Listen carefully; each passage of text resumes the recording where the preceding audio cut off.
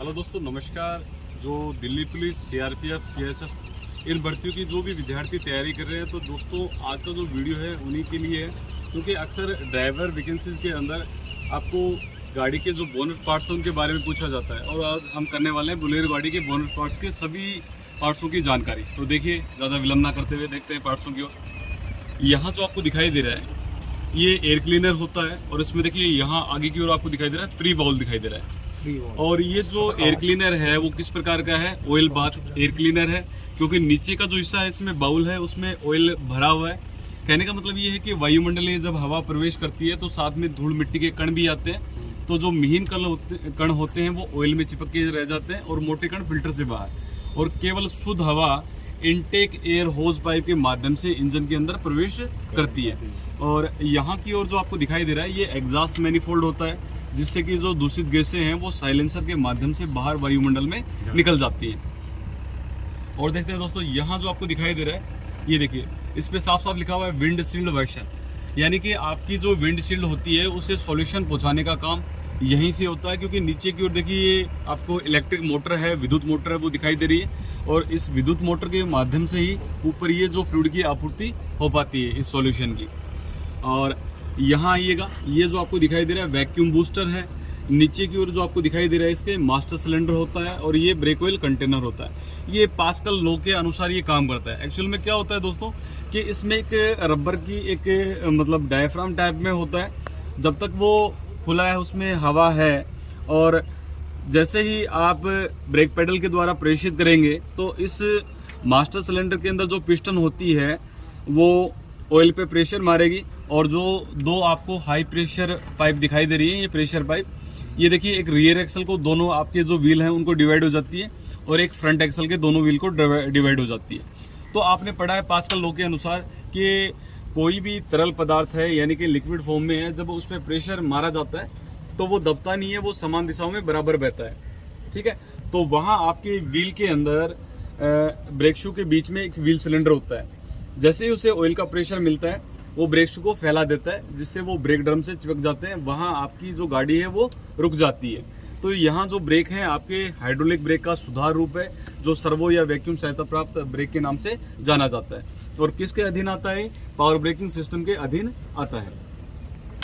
यहाँ देखिएगा दोस्तों, ये आपको ये जो दिखाई दे रहा है ये रेडिएटर है, और इसके ऊपर जो कैप लगी हुई है ये आपकी प्रेशर कैप होती है। तो इसमें स्प्रिंग लोडेड प्रेशर वाल्व होता है, दूसरा जो वाल्व होता है इसमें वैक्यूम वाल्व होता है। और यहाँ आपको दिखाई दे रहा है ये कूलेंट रिजर्वर टैंक आपको दिखाई दे रहा है। ठीक है दोस्तों, एक्चुअल में क्या होता है कि जब बॉइलिंग पॉइंट जो है बहुत ज़्यादा बढ़ जाता है, पानी गर्म हो जाता है, तो किसी प्रकार का रेडिएटर को कोई नुकसान ना हो, कोई क्रैक ना हो, ये फटे नहीं, तो प्रेशर रिलीफ वाल्व खुलकर उस प्रेशर को रिलीज कर देता है।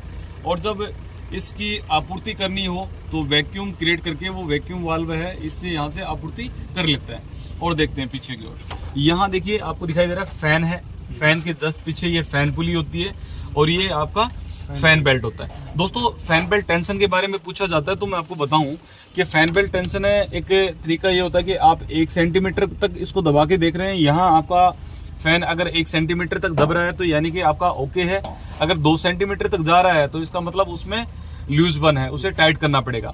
या फिर इसके लिए एक फैन बेल्ट गेज आता है, जिसके माध्यम से आपसे पता चलता है कि भाई आपका जो फैन बेल्ट टाइट है या ढीला है। कम से कम इसकी जो प्ले होती है वो आधा इंच की प्ले रखी जाती है। अगर ज़्यादा टाइट कर देंगे तो ये फ्रिक्शन होगा और ये बेल्ट टूट सकता है, और बेरिंग वगैरह को भी जोर पड़ेगा, वो भी उनमें भी घर्षण की वजह से वो भी खराब हो सकती हैं। तो यहाँ देखिएगा, ये आपको जो दिखाई दे रहा है रेडिएटर के बाद में फैन है, फैन पुली, और फैन पुली के बाद में वाटर पंप। और देखिए रबर की होज पाइप आपको दिखाई दे रही है, ऊपर की ओर भी होज पाइप है। तो यहाँ से देखिए वाटर जो रेडिएटर से बाहर निकलेगा, तो ये रेडिएटर का क्या होता है? आउटलेट वे होता है। और इंजन के अंदर जो रेडिएटर वाटर पंप के माध्यम से पानी इंटर हो रहा है, तो ये इंजन का इनलेट होता है। और तो यहाँ से वाटर पंप क्या करेगा? पानी को इंजन के अंदर इंटर्ड करवाएगा। किसके अंदर? वाटर जैकेट्स के अंदर। वाटर जैकेट्स में पानी जाएगा, और जहां आपकी पिस्टन चलती है उसे बोलते हैं सिलेंडर पेरेंट बोर। उसके चारों ओर भी क्या बने रहते हैं? वाटर जैकेट्स बने होते हैं। वहां से पानी घूम के आएगा, इंजन की गर्मी को लेके आएगा, और किस मार्ग में आएगा? देखिए यहाँ ये होता है hot water outlet. Hot water outlet से देखिए ये होज पाइप के माध्यम से कहाँ आ रहा है? रेडिएटर के अपर टैंक में। और तो यहाँ रेडिएटर के अंदर सीधी सीधी क्या होती हैं, ट्यूब्स होती हैं, और ये आड़ी देखिए आपको जिगजैग टाइप में आपको दिखाई दे रही होंगी, ये होती हैं फिन्स।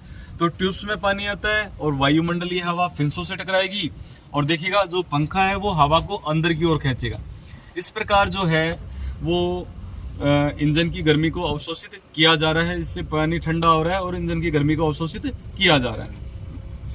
यहाँ देखिएगा, इसको मत भूल जाइएगा, ये जो आपको दिखाई दे रहा है ये टेम्परेचर टी होता है। इसी के माध्यम से डैशबोर्ड के अंदर आपकी बोलेरो के आपको पता चलता है कि आपका जो टेम्परेचर है वो कितना है गाड़ी का।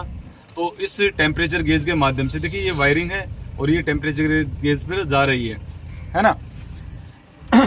और दोस्तों यहाँ देखिएगा, ये आपको दिखाई दे रहा है अल्टरनेटर या ऑल्टरनेटर भी इसे बोलते हैं, जो कि आपकी बैटरी है उसको चार्ज करने का काम करता है। किस मैकेनिकल एनर्जी से ये घूमता है, यानी कि यांत्रिक ऊर्जा से घूमता है, और प्रोवाइड क्या कराता है, बैटरी को चार्ज इलेक्ट्रिक एनर्जी। और बैटरी को जो करंट चाहिए रहता है वो डीसी करंट चाहिए रहता है, देखना आप। तो कई बार ये बोलते हैं कि अल्टरनेटर है, अल्टरनेटिव करंट देता है, एसी करंट देता है, और बैटरी को डीसी करंट चाहिए। तो दोस्तों मैं आपको बताना चाहूंगा, जो अल्टरनेटर है इसके अंदर सिलिकॉन रेक्टिफायर या डायोड लगे रहते हैं जो एसी को डीसी में कन्वर्ट करते हैं, ठीक है ना। और यहाँ देखिएगा दोस्तों, इस ओर यहाँ ये जो आपकी आ रही है स्टीयरिंग रोड आ रही है, जिसमें आपको यूनिवर्सल जॉइंट दिखाई दे रहा है, और आगे की ओर ये जो रोड जा रही है लास्ट में एंड में यहाँ आपका स्टीयरिंग गियर बॉक्स होता है, ठीक है। तो स्टीयरिंग का काम क्या होता है, rotary motion to angular motion, यानी कि जो आप स्टीयरिंग को गोल घुमाते हैं, जिससे आपका ये जो गियर बॉक्स है, स्टीयरिंग गियर बॉक्स है, वो क्या करता है, उसको डायरेक्शन देता है लेफ्ट या राइट टर्न करने के लिए, है ना। आइएगा, थोड़ा सा फ्यूल सप्लाई सिस्टम है वो भी, उसके बारे में भी थोड़ा जानते हैं। यहाँ देखिएगा दोस्तों, यहाँ जो आपको दिखाई दे रहा है ये FIP पंप है। हमेशा जब भी आपको काउंट करनी हो कि कितना सिलेंडर है इंजन है, तो आप FIP पंप से काउंट कीजिएगा, 1 2 3 4, यानी कि ये आपका जो 4 सिलेंडर इंजन है। यहाँ आपको जो दिखाई दे रहा है ये FIP पंप होता है, फ्यूल इंजेक्शन पंप। हिंदी में इसे अंतःक्षेपक पंप के नाम से भी जाना जाता है। और इसके ऊपर एक छोटा पंप आपको और दिखाई दे रहा है, इसे बोलते हैं फ्यूल फीड पंप। एक्चुअल में जो पीछे से टैंक से जो पाइप आती है, सबसे पहले पाइप इसी को आती है, देखिए ये वाली, तो ये लो प्रेशर पाइप होती है, सबसे पहले फ्यूल फीड पंप को आती है। और फ्यूल फीड पंप से देखिए ये जो प्रेशर पाइप है कहाँ आ रही है, यहाँ से ये प्राइमरी फिल्टर को आ रही है, जो कि आपका क्लॉथ टाइप कपड़े का बना होता है। सेकेंडरी जो फिल्टर होता है वो आपका कागज या विशेष प्रकार के कागज या गत्ते का बना रहता है। कहने का मतलब कि डीजल को कितना भी शुद्धिकरण कर लीजिए, डीजल में कुछ ना कुछ अशुद्धियां बच ही जाती हैं। तो मोटी अशुद्धियां किसमें, प्राइमरी फिल्टर में जो कि क्लॉथ टाइप है, और महीन अशुद्धियां जो है सेकेंडरी फिल्टर में, जो कि आपके विशेष प्रकार के कागज या गत्ते का बना रहता है। और यहाँ से देखिए जो सेकेंडरी फिल्टर से जो पाइप है वो कहाँ जा रही है, हाई प्रेशर जो प्रेशर पाइप है वो FIP पंप को जा रही है। और FIP पंप ये देखिए 4 होल्डर्स है, इनके ऊपर ये जो आपको पाइप दिखाई दे रही है लोहे की, ये हाई प्रेशर पाइप होती है, जो कि इंजेक्टर्स को, ये देखिए 4 इंजेक्टर हैं, इन इंजेक्टरों को क्या करती है, फ्यूल की सप्लाई करती है ना। और ये जो इंजेक्टर प्रेशर होता है ये 1500 PSI से 3000 PSI होता है, पाउंड पर स्क्वायर इंच के हिसाब से होता है ये। और यहाँ आपको जो दिखाई दे रही है ये ओवरफ्लो रिटर्न पाइप है, प्रत्येक जो इंजेक्टर है उनसे जुड़कर, और ये देखिए FIP पंप से होती हुई, और ये पाइप कहाँ जा रही है, पीछे की ओर टैंक में जा रही है। तो ये ओवरफ्लो रिटर्न पाइप होती है, यानी कि आवश्यकता से अधिक जो फ्यूल है आपकी इंजेक्टर को आ जाता है वापस टैंक में रिटर्न करने के लिए। और दोस्तों देखिए यहाँ इंजन को बताता हूँ कि 3 हिस्सों में डिवाइड करते हैं। सबसे ऊपर का हिस्सा सिलेंडर हेड होता है, इंजन का जो बीच का हिस्सा होता है उसे इंजन ब्लॉक के नाम से जाना जाता है, और सबसे नीचे का हिस्सा जिसमें ऑयल भरा रहता है वो ऑयल चैम्बर होता है। तो दोस्तों यहाँ ऊपर से सिलेंडर हेड को जो ढकने का काम कर रहा है वो होता है टेपिट कवर या फिर सिलेंडर हेड डोर कवर।